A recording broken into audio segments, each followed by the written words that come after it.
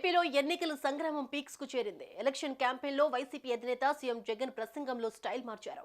సందర్భోచితంగా ప్రతిపక్షాలపై సెటైర్లు వేయడంలోనూ కామెంట్లు చేయడంలోనూ ముందు వరుసలో ఉంటున్నారు. రాప్తాడు సిద్ధం సభలో సీఎం జగన్ టోటల్ గా వ్యూహం మార్చేశారు. ప్రాసలు డైలాగులతో ప్రత్యర్థులపై పంచులు విసురుతున్నారు.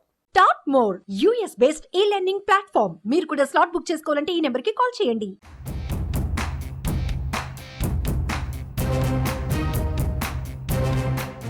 భీమిలి సిద్ధం సభతో ఎన్నికల శంఖారావం పూరించారు సీఎం జగన్. ఇప్పటికే 2 సభలను నిర్వహించిన వైసీపీ అంతకు మించి అనే స్థాయిలో రాప్తాడులో సభ నిర్వహించింది. లేటెస్ట్ గా రాప్తాడులో జరిగిన సిద్ధం సభలో సీఎం జగన్ మాట్లాడిన తీరు, పంచులు, డైలాగులు పొలిటికల్ సర్కిల్స్ ను షేక్ చేస్తోంది. కేడర్ కి సరికొత్త స్టైల్లో మార్గ నిర్దేశం చేయడం హాట్ టాపిక్ గా మారింది. ఫ్యాన్ ఇంట్లో తిరుగుతూ ఉండాలి, సైకిల్ ఇంటి బయట ఉండాలి, తాగేసిన గ్లాస్ సింక్ లోనే ఉండాలన్న సీఎం జగన్ డైలాగ్ కి సభ దద్దరిల్లింది. ఆ అక్క చెల్లెమ్మలకు చెప్పండి, ఫ్యాన్ ఎప్పుడు ఇంట్లోనే ఉండాలి,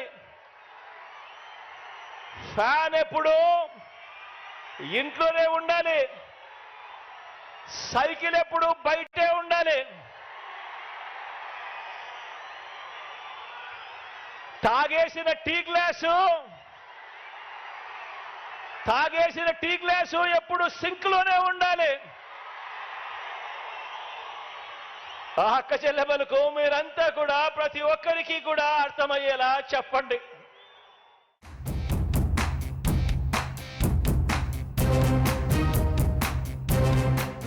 గత ఎన్నికల్లో చంద్రబాబు కుర్చీలను ప్రజలు మడతేశారన్నారు సీఎం జగన్. ఇప్పుడు చొక్కాలు మడతేయడానికి సిద్ధంగా ఉన్నారని హై పిచ్ లో రీసౌండ్ ఇచ్చారు.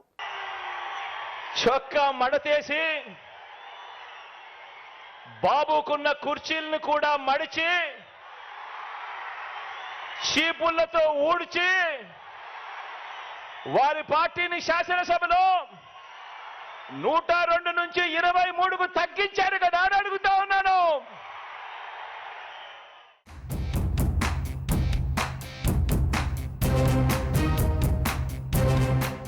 ఈసారి ఎన్నికలను వైసీపీ ప్రతిష్టాత్మకంగా తీసుకుంది. రాష్ట్ర వ్యాప్తంగా ప్రచారాన్ని దుమ్మురేపేలా పక్కా వ్యూహంతో ముందుకు సాగుతోంది.